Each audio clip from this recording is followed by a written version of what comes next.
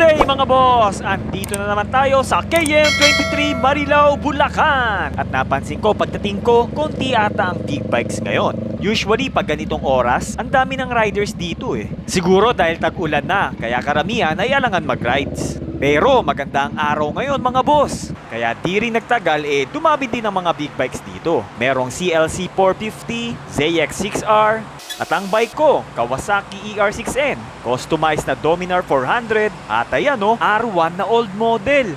Pero napakaangas pa din. May MT-09 din. S1000, ZX10R, S1000XR sa likod at isa pang ZX10R. Meron ding MT-09 dito at isa pa atang ZX10R. May GS1250 pa Nagpicture din muna pala kami. Kasama ko dito ang kaibigan ko at pamangkin ko. At dito nasubukan ko uli ang Dominar 400 ng kaibigan ko. At pagsakay ko, medyo nalito ako kung paano i-operate ito. Minsan nakakatameme talaga pag hindi mo sariling motor ang gamit mo. Paano to start? Ayun naninibago mo. Parang ang taas ng play nitong cambio mo. Napansin ko din yung malakas na tunog nito pag start nito. Ganun tunog. Ayun na yun.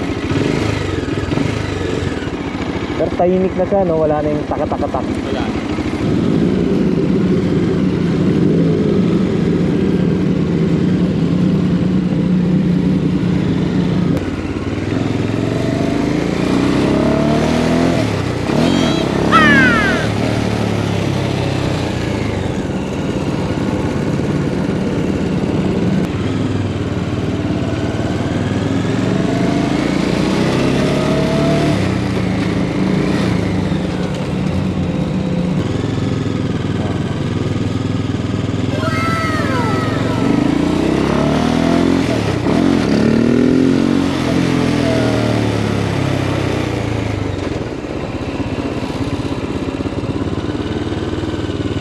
Okay naman gamitin itong Dominar 400. Sumisipa din ang torque kahit hindi ko pa gaano pinipiga.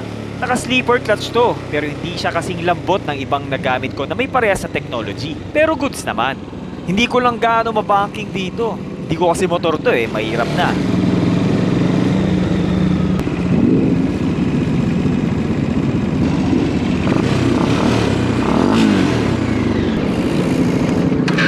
At may pagkapudpud na din yung gulong nito.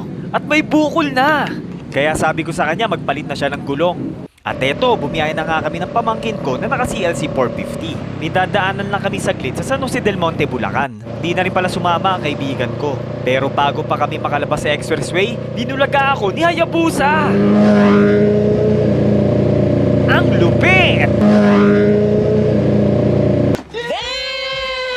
Suzuki Big Bike nga pala yan mga boss. At dito na nga pala kami dumaan sa Philippine Arena. Maganda ang kalsada dito papunta sa San Jose del Monte, Bulacan. Kaya dito naming napiling dumaan.